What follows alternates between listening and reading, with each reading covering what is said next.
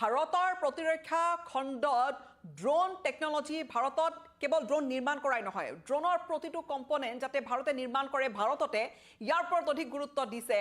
আৰু এই সন্দৰ্ভত কিছু খুব গুৰুত্বপূৰ্ণ মন্তব্য কৰিছে কেন্দ্ৰীয় প্ৰতিৰক্ষা মন্ত্ৰী ৰাজনাথ সিঙে ড্ৰোন টেকনলজি আজিৰ তাৰিখত কিয় প্ৰয়োজন সেয়া হয়তো দুনাই কোৱাৰ প্ৰয়োজন নাই আমি দেখিছো শেহতীয়াকৈ পশ্চিম এছিয়াৰ যুদ্ধ কওক শেহতীয়াকৈ ৰাছিয়া ইউক্ৰেইনৰ যুদ্ধৰ কথা কওক ড্ৰোনে এটা গুৰুত্বপূৰ্ণ ভূমিকা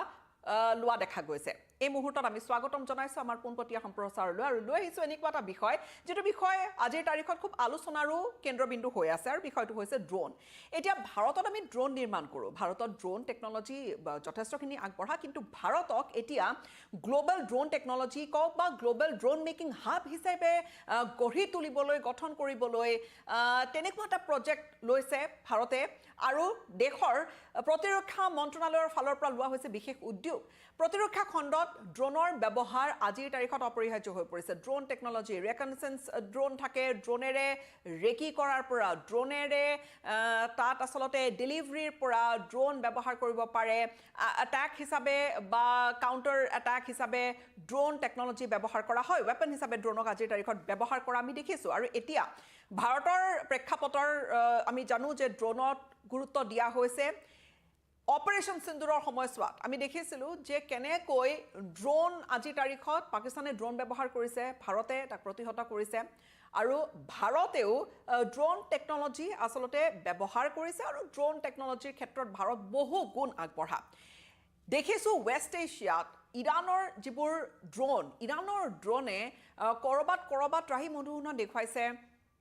আমেৰিকা বা ইজৰাইলত বহু ক্ষতি কৰিছে ড্ৰোনে আমেৰিকাটো বা আমেৰিকাৰ বন্ধু দেশ কেইখনতো গাল্ফ নেশ্যন কেইখনতো ইৰানৰ ড্ৰোনে আঘাত আনিছে আমেৰিকাৰো ঠিক একে ধৰণৰ ড্ৰোন আছে ইৰানৰ যেনে শাহেদ ড্ৰোন এই শাহেদ ড্ৰোন খুব শক্তিশালী মডেল ইমানবোৰ উলিয়াইছে আৰু ইৰানৰ মাছ প্ৰডাকশ্যন ড্ৰোনৰ ক্ষেত্ৰত বহু সময়ত ইৰানে নিজৰ ড্ৰোন ৰাছিয়াকো আনকি ছাপ্লাই দিয়াৰ অভিযোগো বা চৰ্চাও চলে সেই ড্ৰোনৰ আমি ব্যৱহাৰ দেখিছোঁ এতিয়া যদি ৰাছিয়া ইউক্ৰেইনৰ প্ৰসংগ কওঁ ইউক্ৰেইনে ৰাছিয়াত এই ড্ৰোন ব্যৱহাৰ কৰিয়ে ব্যাপক ক্ষতি কৰিছে এটা নিৰ্দিষ্ট অপাৰেশ্যনত সমান্তৰালকৈ ৰাছিয়াও ড্ৰোন ব্যৱহাৰ কৰি আছে ইউক্ৰেইনৰ ড্ৰোন টেকনলজিত ইউক্ৰেইনে আমি দেখিছোঁ যে তেওঁলোকে এধাপ আগুৱাই গৈ সম্পূৰ্ণৰূপে মিলিটাৰী অপাৰেশ্যনছত ড্ৰোন তেওঁলোকে ব্যৱহাৰ কৰিছে এতিয়া ভাৰতত ড্ৰোন আমি নিৰ্মাণ কৰোঁ ভাৰতত ড্ৰোন নিৰ্মাণ হয় ভাৰতত ড্ৰোন টেকনলজি খুব বহুখিনি এডভান্স বহুখিনি আগবঢ়া কিন্তু এতিয়া ডিফেন্স মিনিষ্টাৰ প্ৰতিৰক্ষা মন্ত্ৰী ৰাজনাথ সিঙে খুব গুৰুত্বপূৰ্ণ কথা এটা কৈছে 2030ক লৈছে ডেডলাইন হিচাপে লক্ষ্য হিচাপে আৰু ভাৰতক ইণ্ডিয়াক গ্লোবেল হাব কৰি তোলাৰ ড্ৰোন মেনুফেকচাৰিঙৰ এটা পণ লৈছে সেই ধৰণে এটা তেওঁ অভিলাষী প্ৰকল্প এটা লৈ তেওঁ তেনেকুৱা এটা ভিজন লৈ তেওঁ আগবাঢ়িছে আৰু এইখিনি কথা তেওঁ শেহতীয়াকৈ এখন মঞ্চত খুব ভাঙি পাতি সুন্দৰকৈ তেওঁ আগবঢ়াইছে বিশেষকৈ তেওঁ এই কথাটোৰ ওপৰতো গুৰুত্ব দিছে যে আমি ড্ৰোনৰ বাবে কৰবাত চীনৰ ওপৰত আৰু আমি বুলি নহয় দেশৰ আন বিভিন্ন দেশ আসলতে চীনৰ ওপৰতো কম্পনেন্টসমূহৰ বাবে আমি নিৰ্ভৰশীল কিন্তু সেই কম্পনেন্টছ আমি আন এখন দেশৰ ওপৰত নিৰ্ভৰশীল হ'লে কেতিয়াবা কম্প্ৰমাইজ কৰবাত কিবা এটা হ'ব পাৰে নেকি বা কৰবাত বেকডোৰ ট্ৰেকিং কিবা তেনেকুৱা ধৰণৰ হ'ব পাৰে নেকি হয়তো হ'ব পাৰে এতিয়া ৰাজনাথ সিঙে চীনৰ ওপৰত নিৰ্ভৰশীলতাৰ কথাটো আসলতে উল্লেখ কৰিছে যে আমি চীনৰ ওপৰত আৰু নিৰ্ভৰশীল হৈ থাকিবলৈ নালাগে আমি ভাৰততে ড্ৰোন তৈয়াৰ কৰিব লাগে আৰু সামগ্ৰিক ড্ৰোন মোল্ডিঙৰ পৰা বেটাৰী নিৰ্মাণলৈকে গোটেইখিনি ভাৰততে হ'ব লাগে অৰ্থাৎ এছেম্বলি আমি এতিয়া এছেম্বলি কৰোঁ ভাৰতত এছেম্বল হয় ড্ৰোন আমি বনাওঁ ড্ৰোন আমি ডাঙৰ এছন কিয়নো একোখন ড্ৰোন আসলতে বনোৱাটো মাছ প্ৰডাকশ্যন হয় কিন্তু ইয়াৰ বনোৱাৰ আৰু বহু দীঘলীয়া প্ৰক্ৰিয়া এটা থাকে কিছুমান পাৰ্টছ এছেম্বল কৰি ড্ৰোনৰ কম্পনেণ্টবোৰ এছেম্বল কৰি যেনে তাত ছফ্টৱেৰ থাকিব তাৰ হাৰ্ডৱেৰটো থাকিবই ছফ্টৱেৰখিনি থাকিব তাত বেটাৰীৰ পৰা আৰম্ভ কৰি গোটেইখিনি প্ৰসংগ থাকিব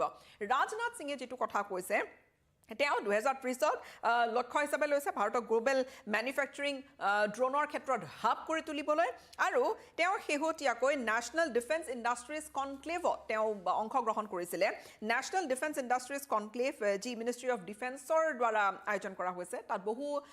ষ্টাৰ্টআপেও তাত ভাগ লোৱা দেখা গৈছে সেই ষ্টাৰ্টআপসমূহৰ প্ৰতিও ৰাজনাথ সিঙে বিশেষ এটা আহ্বান কৰিছে কি আহ্বান কৰিছে আমি আপোনালোকক জনাই গৈ থাকিম কিন্তু এই অনুষ্ঠানটো তেওঁ মুখ্য অতিথি হিচাপে থাকি তেওঁ যেতিয়া ভাষণ আগবঢ়ালে ৰাজনাথ সিঙে সেই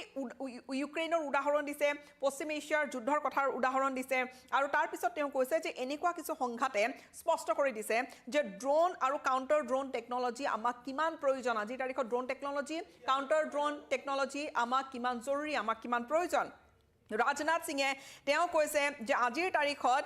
ড্ৰোন মেনুফেকচাৰিং ইক'চিষ্টেম সম্পূৰ্ণৰূপে ভাৰতত বনাব লাগে যাতে আমি এটা সেলফ ৰিলায়েন্ট পৰ্যায়লৈ যাওঁ আমি যাতে সম্পূৰ্ণৰূপে আমি নিজৰ ওপৰতে আমি গোটেইখিনি কম্পোনেণ্ট যাতে আমি ভাৰততে নিৰ্মাণ কৰিব পাৰোঁ কেৱল অৰ্থাৎ প্ৰডাক্ট লেভেল নহয় আমি এছেম্বল কৰিছোঁ ফিনিছ প্ৰডাক্ট আমি মাৰ্কেটত উলিয়াই দিছোঁ বা আন দেশকো আমি বিক্ৰী কৰিছোঁ তেনেকুৱা নহয় ৰাজনাথ সিঙৰ মিছন সেয়া স্পষ্ট যে এছেম্বল আমি কৰিম এছেম্বল কৰিম কিন্তু যিখিনি কম্পোনেণ্ট সেইখিনিও আমি নিৰ্মাণ কৰিম আমি তৈয়াৰ কৰিম যেনে ছফ্টৱেৰ ড্ৰোন মোল্ড ইঞ্জিন ড্ৰোনৰ ইঞ্জিন আৰু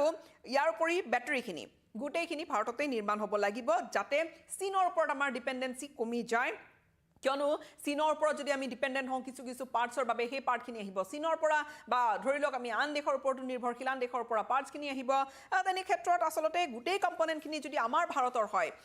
যদি সম্পূৰ্ণৰূপে মেক ইন ইণ্ডিয়া হয় যদি সম্পূৰ্ণৰূপে আমি আত্মনিৰ্ভৰশীল ভাৰতৰ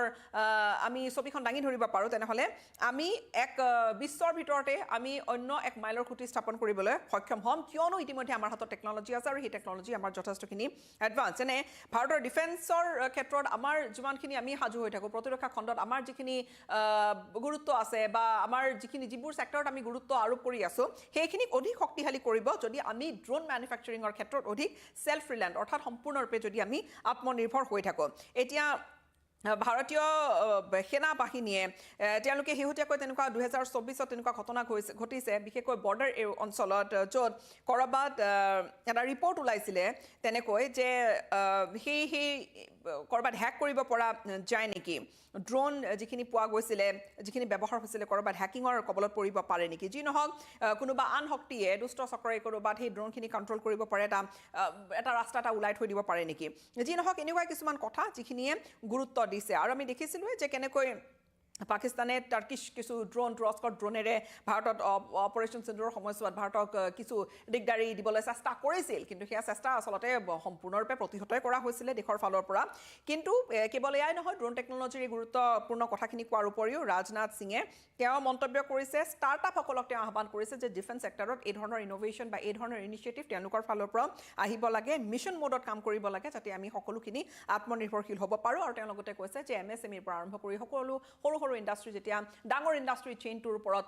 সকলো যেতিয়া একগোট হৈ যেতিয়া কাম কৰিব সেই ডাঙৰ ইণ্ডাষ্ট্ৰিয়েল ছেক্টৰটোৰ খণ্ডটোত যাতে সৰু সৰু কণ্ট্ৰিবিউশ্যন যেতিয়া থাকিব সৰু সৰু ইণ্ডাষ্ট্ৰীৰ তেতিয়া আচলতে সম্পূৰ্ণৰূপে আমি সফল হ'বলৈ সক্ষম হ'ম কিন্তু তেওঁৰ গুৰুত্ব স্পষ্ট কথা 2030 হৈছে লক্ষ্য ড্ৰোন মেনুফেকচাৰিং হাবক পৰিণত ভাৰতক কৰিবলৈ বিচাৰে ৰাজনাথ সিঙে আৰু লগতে দিল্লীৰ ভিজন নতুন দিল্লীৰ ভিজনো তেওঁ স্পষ্ট কৰি দিছে যে কেৱল ড্ৰোন আমি এটা এছেম্বল কৰি ফাইনেল প্ৰডাক্টটোৱে আমি উলিয়াই নিদিওঁ এতিয়াৰ পৰা আমি গুৰুত্ব দিম যাতে ড্ৰোনৰ প্ৰতিটো কম্পোনেণ্ট ভাৰততে নিৰ্মাণ কৰা হওক